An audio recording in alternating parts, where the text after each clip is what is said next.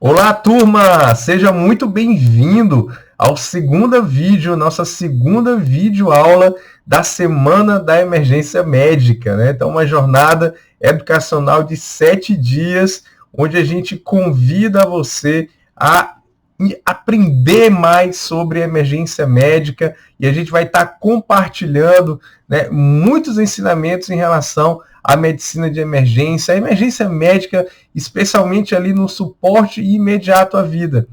E a gente vai destacar nessa segunda videoaula um tema que é essencial no atendimento em todas as fases do paciente vítima de trauma.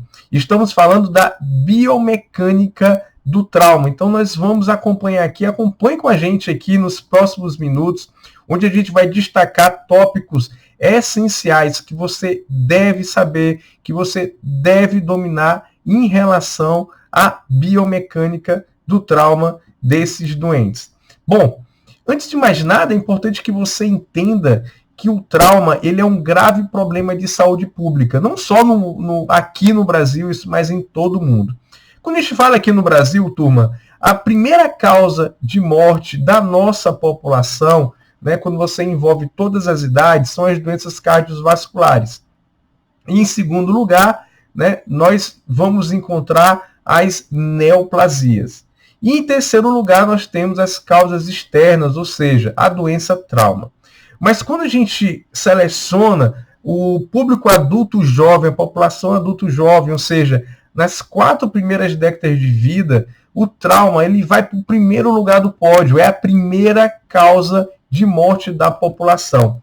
E o que chama mais atenção é que os principais mecanismos de trauma que levam à morte da nossa população é a violência. Infelizmente, é a violência.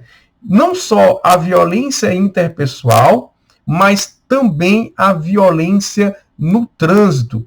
E a gente destaca aqui nas violências, né?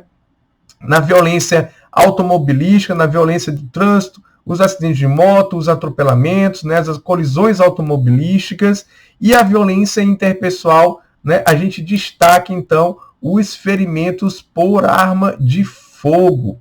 Então, de maneira que é muito pouco provável, não, assim, digamos assim, é incomum a gente, numa emergência, né, a gente não atender um paciente queda de moto, né, ou ferimento por arma de fogo. Então, assim, nas emergências cirúrgicas que eu atuo, todo plantão, essencialmente, infelizmente, nós vamos atender ou uma queda de moto, ou um ferimento por arma de fogo, ou os dois. Então, esse é o nosso perfil em relação aos pacientes vítimas, né, vítimas de trauma. Bom, a biomecânica, ela começa a trabalhar com a gente em uma situação no que diz respeito a que lesões suspeitar, né? Que lesões a gente deve suspeitar durante o atendimento, né? Entender o mecanismo do trauma. Observe esse vídeo.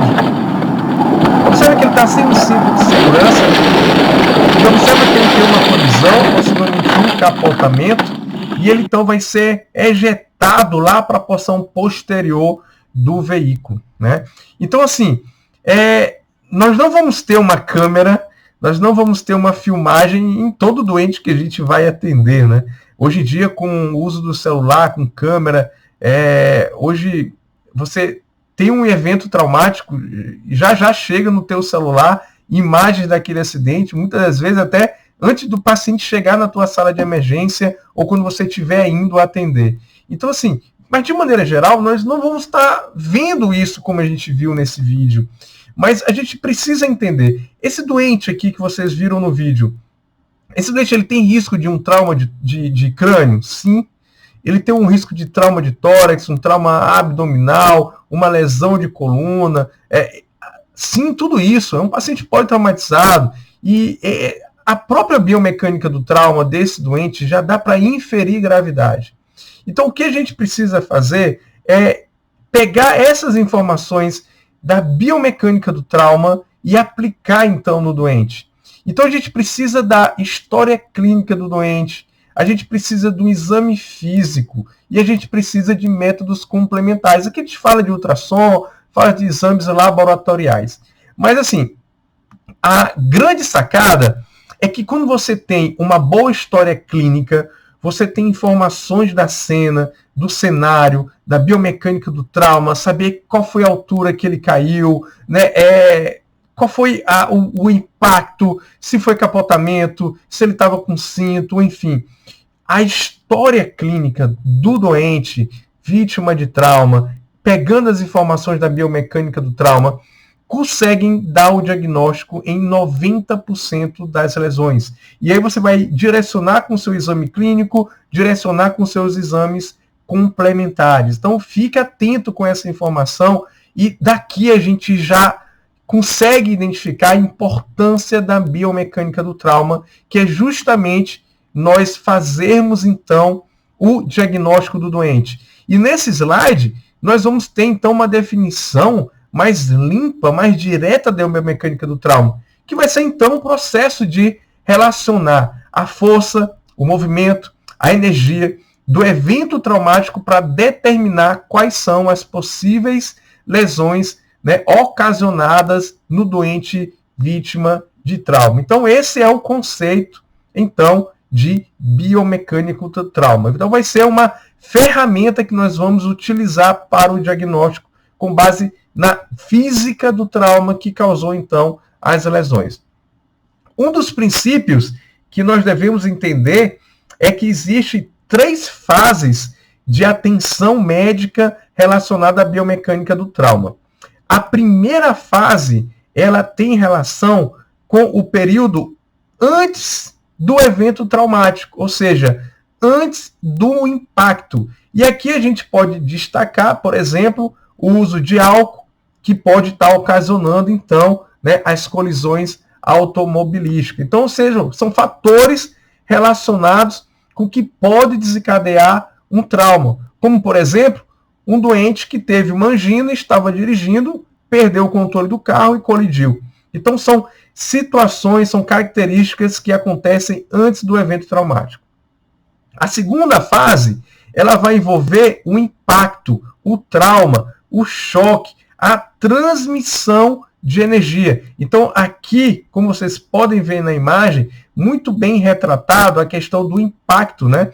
O impacto dos objetos, e aqui é o carro com o muro, e esse é o primeiro impacto. Depois, o segundo impacto, a pessoa com os objetos, ou seja, com a estrutura do veículo. E o terceiro impacto, que nós vamos ver também, que vai ser os órgãos impactando, né, tendo impacto com a parede do tórax, do abdômen, entre os próprios órgãos, causando, então, né, mais lesões. E é nessa segunda fase, na fase de impacto, que então vão acontecer as lesões. Então, a gente tem os 3 tipos de colisões, como nós já comentamos. Primeiro impacto, veículo com muro, são os objetos.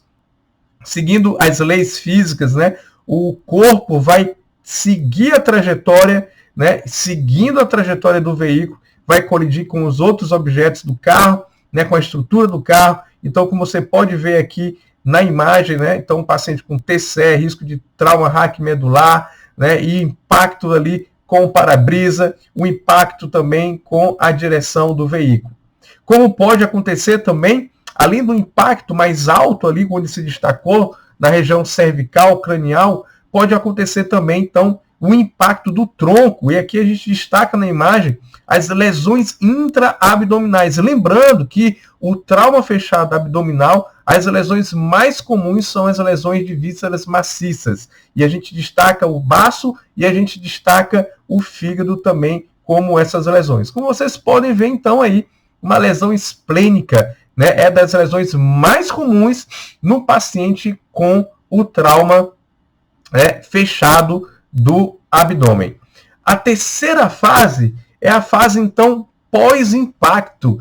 É aqui que nós vamos atuar. É aqui que o profissional de saúde vai atuar, então, fazendo o atendimento de emergência. Então, se ele está dentro daquele cenário, fora do seu escopo de trabalho, ele fazer, então, suporte imediato à vida. Se ele está dentro do seu escopo de trabalho, ou seja, está trabalhando no pré-hospitalar, no SAMU, ele então vai fazer o suporte, né, avançado, ou suporte de básico de vida, né, naquele cenário onde ele está trabalhando, onde ele está atuando. Então é nessa terceira fase que nós vamos atuar diretamente com o atendimento. Vamos destacar aqui agora alguns dos principais mecanismos de trauma que nós vamos ter no nosso dia a dia aqui no Brasil. Então, por exemplo, na violência do trânsito, não tem como não falar, não tem como não destacar os acidentes de moto, né? Então, os acidentes, né, com motocicletas, elas são, então, as principais causas de lesões da violência do trânsito, estão relacionados com os acidentes com motocicletas. Então, esse aqui é o nosso hospital onde nós atuamos, né, o Instituto Dr. José Frota. Quem não conhece, é um hospital de emergência, né, da capital cearense, aqui em Fortaleza, né, um hospital que tem em torno de 500 leitos, são 8 andares, e é um hospital de referência para o atendimento ao trauma. Então, lá no nosso dia a dia, são os ferimentos por arma de fogo e ferimentos, né, e lesões provocadas por acidente de moto, não só aqui na capital, mas também do interior. E a gente, quando fala em moto, não tem como a gente não deixar de falar de prevenção. E prevenção em acidente de moto está relacionado com velocidade, obedecer às leis de trânsito e o uso do capacete. O uso do capacete, turma, para vocês terem uma ideia, consegue reduzir em 300% a ocorrência de lesões e também a redução de grande impacto na mortalidade. Infelizmente, ainda temos muitos atendimentos de doentes que estão em cima de uma moto, mas não estão usando o capacete. Quem já não viu alguém usando uma moto e com capacete no braço, aqui no cotovelo? Infelizmente, é uma cena, né, comum ainda a gente ver esse tipo de situação. E aí, consequentemente, causando mais lesões, aumentando a mortalidade. Então, usar capacete é uma das ferramentas de prevenção que nós devemos estar destacando. Uma das colisões que acontecem nos pacientes vítimas de acidente de motocicletas são as colisões frontais. E aqui na imagem você já começa a perceber que o impacto, né, do corpo da vítima com a estrutura da motocicleta já pode estar causando lesões. E nesse impacto frontal, na colisão frontal, você destaca aí na imagem a fratura, o risco de fratura bilateral do fêmur. O que não está ilustrado aí também são as fraturas pélvicas. Então, é frequente a gente atender na nossa emergência pacientes vítimas de colisão frontal por moto. Às vezes eles estão colidindo com um carro que freia abruptamente, repentinamente no trânsito, ou é um carro que está parado, e muitos desses doentes podem ter também fraturas pélvicas. E a gente destaca aqui, nesse tipo de colisão frontal, a lesão do livro aberto, onde tem um afastamento da sínfise pública, que está relacionado, muitas das vezes, com perda sanguínea, levando à instabilidade hemodinâmica desses doentes. E aqui outra imagem mostrando as escoriações, né, que a gente, inclusive, classifica como a queimadura asfáltica, né, esse atrito, o impacto da pele, né, deslizando no asfalto, causando, muitas das vezes, essas lesões graves de difícil controle, risco de contaminação, de infecção, né, e que precisa de cuidados especializados, né, para o tratamento dessas lesões.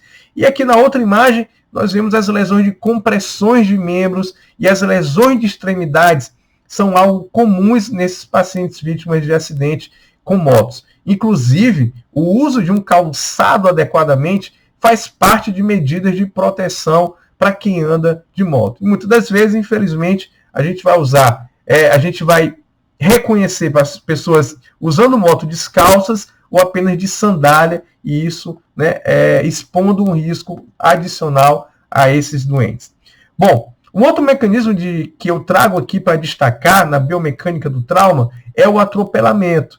E já observem aí que nós temos 3 imagens, né? Nós temos imagem 1, 2 e 3, que é justamente que fala as 3 fases, os 3 momentos de impacto os 3 momentos de lesões que podem acontecer no atropelamento. Então vamos lá, o primeiro ponto de impacto vai ser então o choque inicial do carro com aquela vítima, aqui no adulto que a gente está destacando. Então nesse impacto já pode estar causando fraturas de extremidades. O segundo impacto é quando aquela vítima ela vai ser então arremessada para cima do veículo, colidindo com o capô, podendo colidir com o para-brisa, e aí adicionando-se lesões cervicais, lesões cranianas, lesões torácicas, lesões abdominais, lesões de membros superiores, ou seja, abrangendo ainda mais o número de lesões.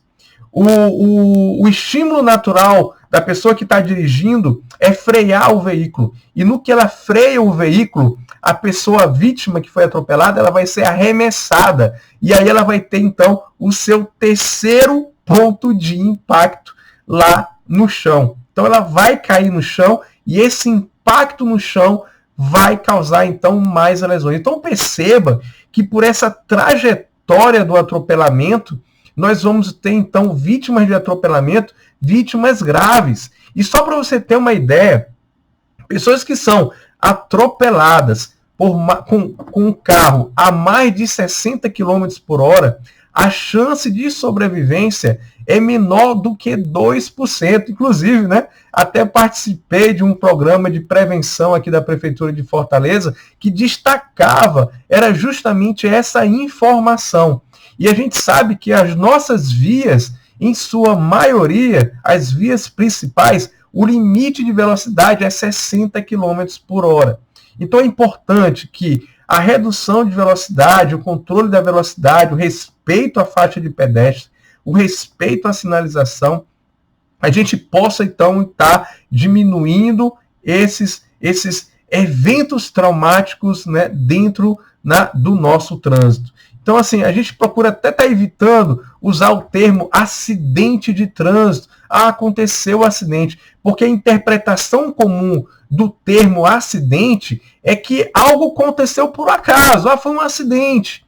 Então, na verdade, que não foi um acidente. Existiam fatores relacionados que poderiam ser prevenidos, fatores que são reconhecidos e fatores que podem ser feitas medidas para que seja minimizada ou está evitando eventos como este. Então, o melhor termo a ser utilizado não é evento traumático, né, dentro do trânsito, relacionado com a violência do trânsito.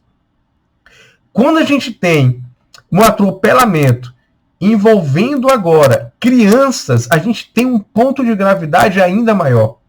Ainda maior porque as dimensões da criança, ela vai propiciar já no primeiro impacto lesões de todo o tronco, lesões da cabeça, lesões dos membros inferiores por completo. E um outro problema maior ainda nesse cenário é que a criança, muitas das vezes, ela vai ser projetada para debaixo do veículo e aí podendo então ser, né, o carro passando por cima, tendo a compressão da estrutura do carro, causando mais lesões e muitas das vezes, infelizmente, lesões incompatíveis com a vida, lesões, né, fatais nessas crianças. Então a gente tem que considerar o atropelamento de criança um mecanismo de trauma grave. O mecanismo de trauma, turma, ele por si só, você já consegue então estimar a gravidade, você consegue definir gravidade do doente com base apenas na biomecânica do trauma, na cinemática do trauma, ok? Então, fiquem atentos em relação a essas considerações.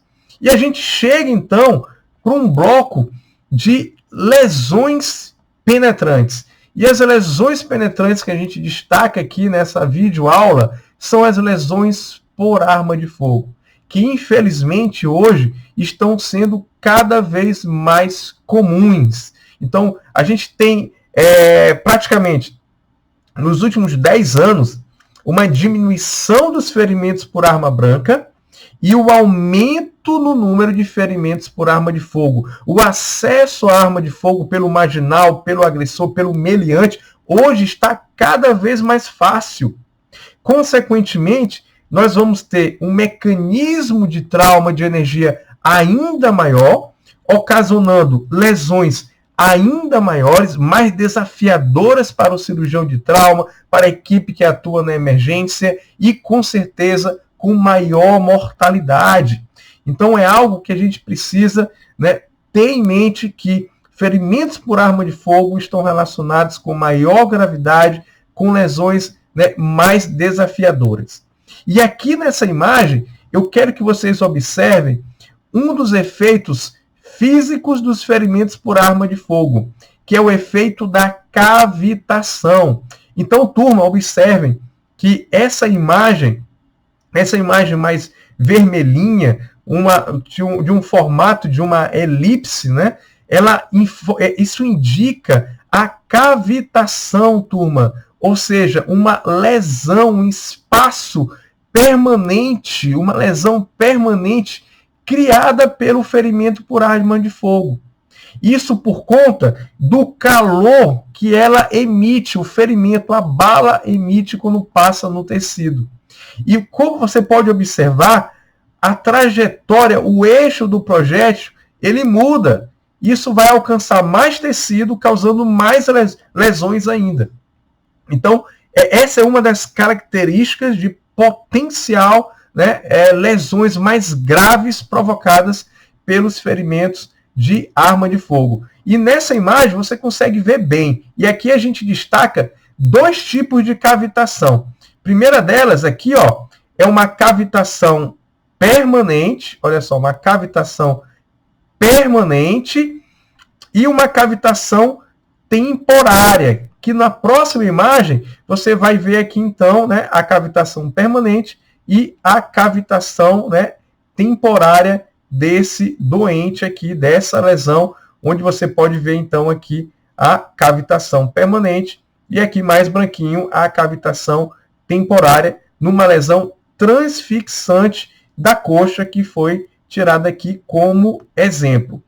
E aqui, nessa imagem, turma, nesse slide, a gente destaca algumas características para a gente poder reconhecer um ferimento de entrada e um ferimento de saída de um ferimento por arma de fogo. Então, observem aqui na imagem comigo, ó, vamos lá. Aqui é um ferimento de entrada, e o ferimento de entrada, ele geralmente é o quê? Ele é simétrico, ele é menor, ele tem um diâmetro menor e pode ter também aqui algumas lesões na pele, né? Então, aqui a gente destaca lesões por queimadura, a própria tatuagem da pólvora aqui na pele. Então, essas características são características de uma lesão de entrada, uma lesão circular, uma lesão mais simétrica. Essas são as características da lesão de entrada. Então, ela passa pelo tecido, cria a cavitação que nós já falamos, e na saída, nas lesões transfixantes por arma de fogo, a saída ela vai ser irregular,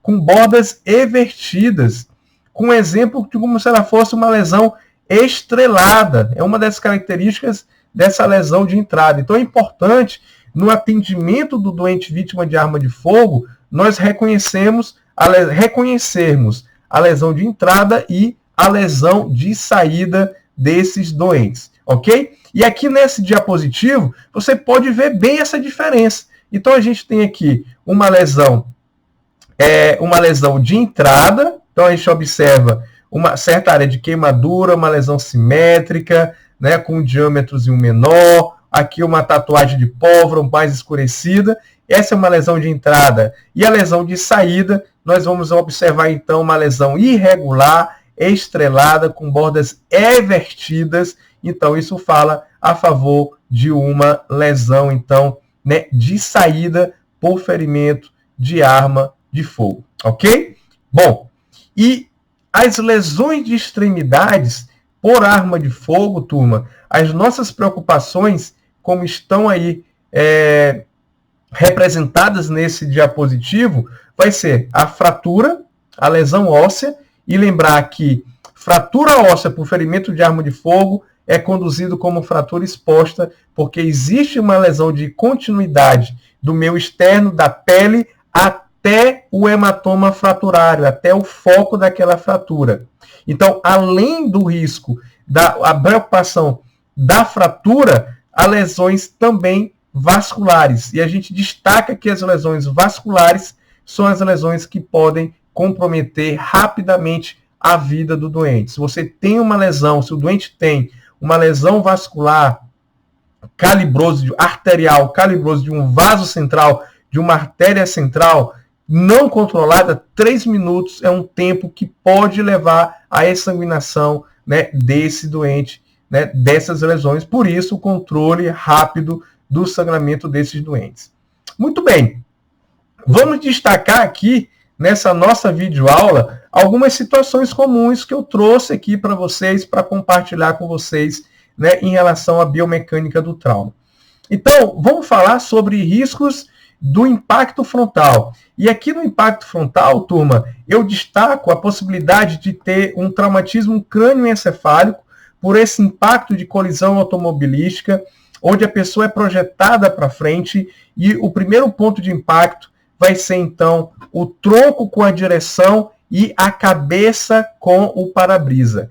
E esse impacto da cabeça com o para-brisa, na avaliação da cena, da equipe do pré-hospitalar que está no local, você que está no local, presenciou, você pode observar o para-brisa todo trincado, né, e ter esse achado, né, do sinal do olho de boi, que você está com o centro quebrado e está trincado ao redor. Isso denota um impacto de um dos ocupantes, possivelmente com a cabeça. E esse impacto da cabeça, dependendo da velocidade, você pode ter, então, ter afundamento de crânio, a lesão cerebral traumática, hematomas intracranianos, hematomas cerebrais, que podem, inclusive, então, estar levando a lesões graves, até lesões fatais.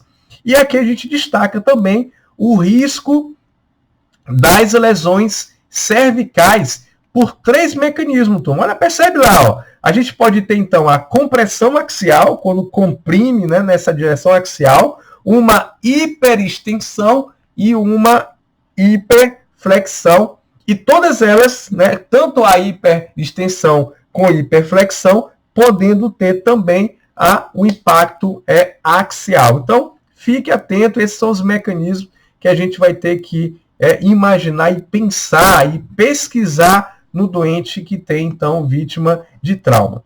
Nessa outra imagem, turma, eu compartilho aqui com vocês uma vítima de colisão automobilística e a gente observa essa equimose do corpo no tronco, passando do tórax até o abdômen e aquela faixa ali também na região hipogástrica. Turma, isso daí é o sinal do cinto de segurança, é a tatuagem do cinto de segurança.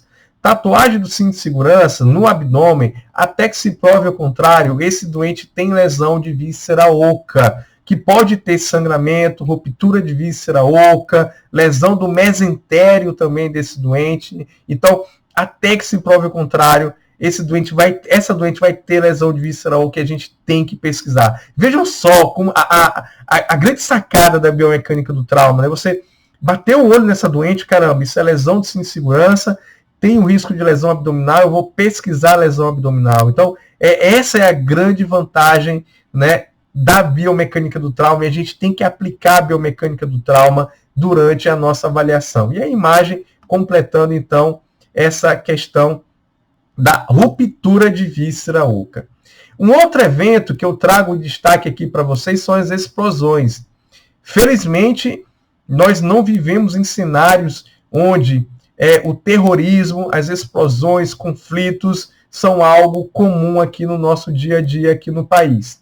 Mas o que nós temos de cenário de explosão vai ser em relação a gás de cozinha, vai ser em relação a questões industriais, fábricas, né?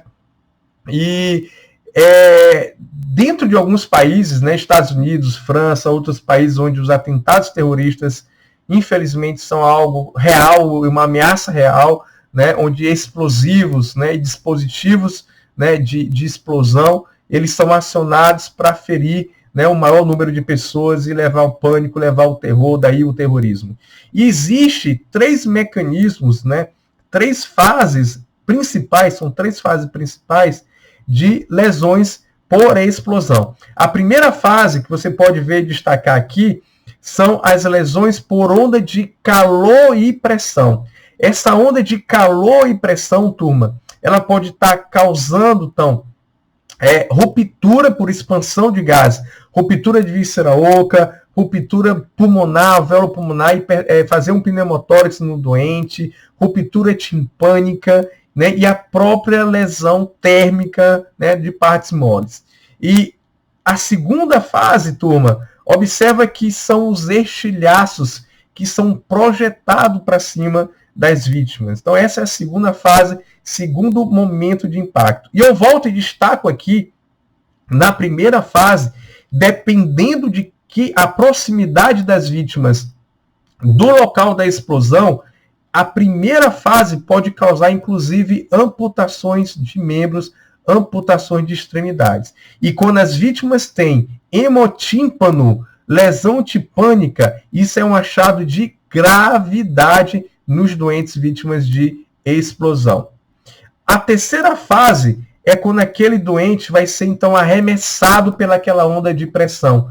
E no que ele é arremessado, ele vai ter novos impactos, ele vai ter mais lesões também associadas, né, a esse mecanismo de trauma. Então, destacamos aqui, né, algumas outras situações, né, que podem acontecer no dia a dia do atendimento ao vítima de trauma.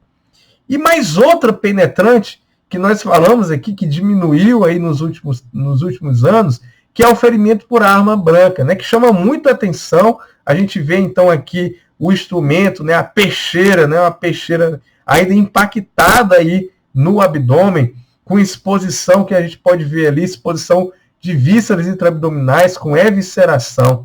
Né, e fica aquela questão, quando que a gente vai tirar essa faca, né? Turma, muito cuidado com isso. Nós não tiramos instrumentos que estão impactados, né, dentro de um cenário pré-hospitalar.